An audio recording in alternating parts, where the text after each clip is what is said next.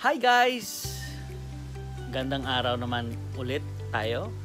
It's another day for vlog.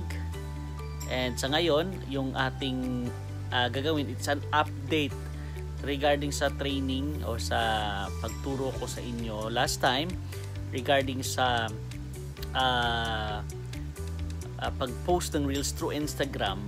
May kunting update lang para malaman ninyo. But before that, magpapasalamat muna ako sa mga followers natin, yung mga bagong followers. I have followed you back. Ito sila.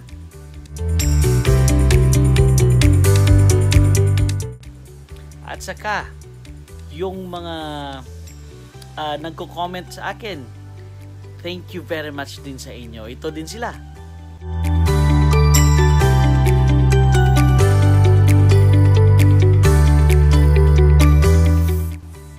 Yun, di ba? Madami-dami na yung nagko-comment.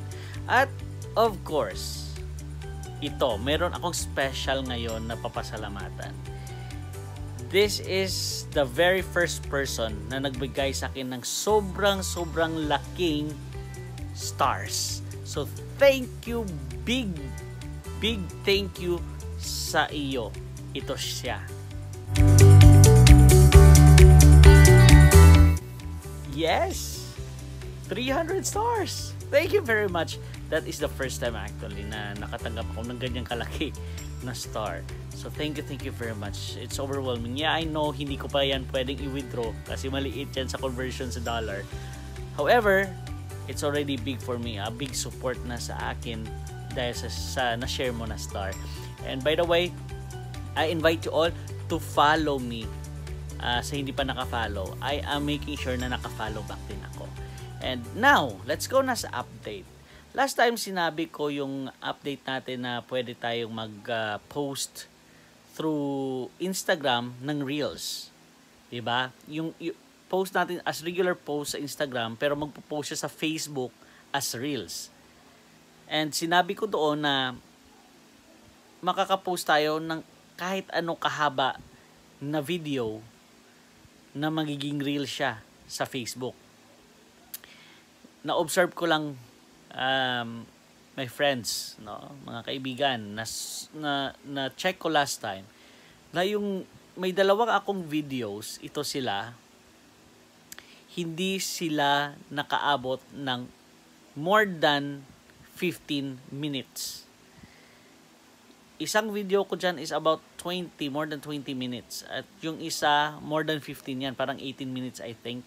Pero, hindi sila umabot. Nakat siya within the 15 minutes mark. So, meaning may update na si Meta na up to 15 minutes lang ang cross-posted reels from Instagram to Facebook, maximum of 15 minutes. So, take note of that, mga kaibigan, kasi ako na-shock din ako. Dalawang video ko talaga yung naputol. Kasi dalawang video ko lang yung first time ko na-check na hindi na pala mag-o-over sa 15 minutes. And isang update din ni Meta, sa ngayon sa mga nagla-live, yung mga live videos ninyo, natin lahat sa Facebook, is magsistay na lang sa Facebook for 30 days. After 30 days, madidelete na yung mga live videos ninyo. So make sure to download it if gusto nyo na magsistay sa Facebook. So make sure to download it and re-upload it. Kaya nga yung ina-advise talaga ni Facebook is to make reels. So guys, let's make reels.